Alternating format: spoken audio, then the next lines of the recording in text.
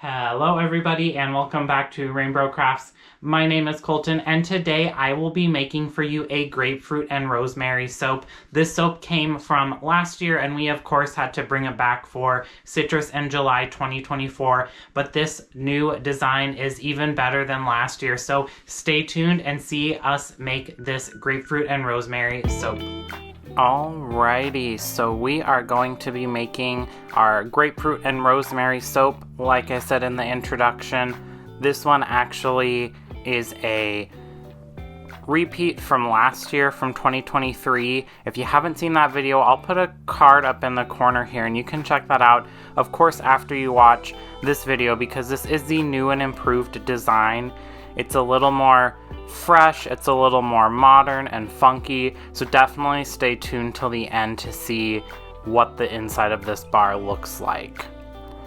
If you've been around for a while, you know the first couple steps of our soap making process. We are going to blend our lye water into our plant-based oil blend, then strain in our colloidal oatmeal slurry, blitz that all up till it is to a nice light trace.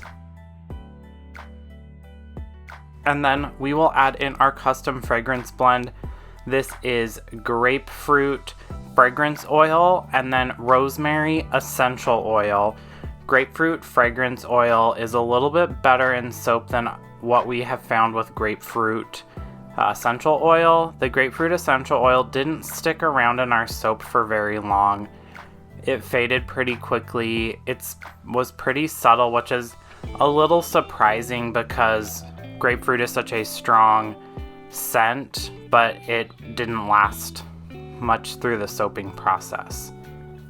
Once we have gotten all of that nice and well incorporated, I am going to get out a small pitcher, portion off about half of the soap batter into that pour pitcher, because we are doing two different colors here. A nice kind of like foresty hunter green that is Savage Garden from Mad Mica, and then the pink one there is a custom blend of two different micas.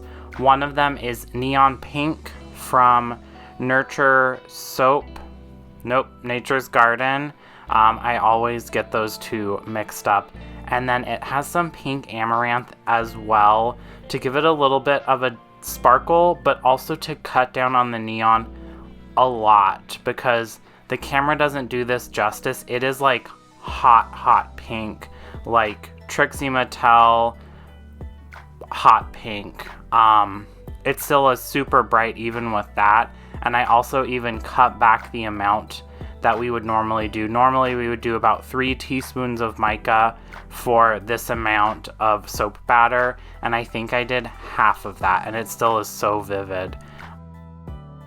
We have used this a couple different times in a hot pink lime soap.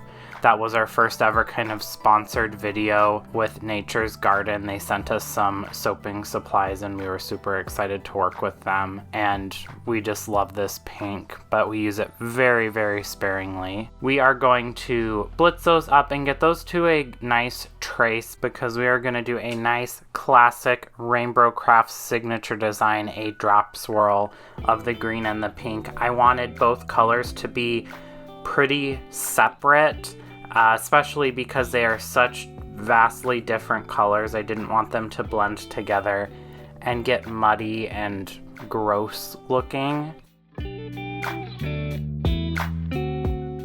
We are kind of toying around with the month of August, not really doing any new soaps, or maybe like 1 or 2. We just have kind of not an overabundance of our previous collections, but enough that it doesn't necessarily make a ton of sense to do 6 new scents. So we might do some different content in the month of July, just because we won't maybe have quite as many new soap videos, so definitely stay tuned for that. We did just order a soap making kit from Brambleberry from their newest collection, and it's a gemstone inspired soap making kit. So now we are going to start with our drop swirls. and you can see that consistency, both of them are very similar to each other, which is exactly what you want when you do a drop swirl. You don't want them to be vastly different, or they're not going to look very nice together. Looking back on this, and when we cut it, I also noticed this. I probably could have blended everything up for a couple minutes more, maybe one more minute, or let everything sit a little bit before I did a drop swirl, because the colors kind of separated the green and the pink just a little bit, but it's all right. They didn't mix together and get muddy, which is the thing you don't want if your soap batter is too liquidy when you're doing a drop swirl. They all will just kind of like blend together and make one kind of zombie skin color that is not the vibe we were going for. Thankfully, this is not that, and it looks amazing. And then I did reserve a little bit of that pink soap batter, so we'll scrape that out onto the top of this soap to just bring a little bit more of that color over the top there. Another kind of signifier that this soap batter is a little thin is that when I'm doing this, the soap batter is just falling down into the inside of the soap mold there, which again is okay. You just kind of slow down your pour a little bit, or you could potentially break the fall of the pour over your scraper. Once we have all of that soap batter out, I am going to swizzle the slab mold around, get out my trusty chopstick, and do just some like general swirly curly cues there to break up the color just a little bit. It kind of made it look a little bit like latte art or something like that. I did intentionally in this design keep the top design a little subdued because the actual soap bar is so very, very loud with that neon pink. We'll clean up the edges just a little bit. It didn't need a whole lot of attention. Spritz it with some rubbing alcohol, set it aside for 24 hours, and then it is time to unmold and finally see that drop swirl. Off screen, I did steam the top of this soap bar just a little bit to make those colors really pop. That's just something we do for all of our soap. It just kind of makes it look a little more finished and polished. Especially now that it's the summer months, the risk of soda ash, at least for us, is much, much lower because our house is just warmer, and usually when our house is a little bit colder is when we get more soda ash. We don't have to worry too much about that when it is 70 degrees outside and 72 degrees inside. And that is exactly what I was going for.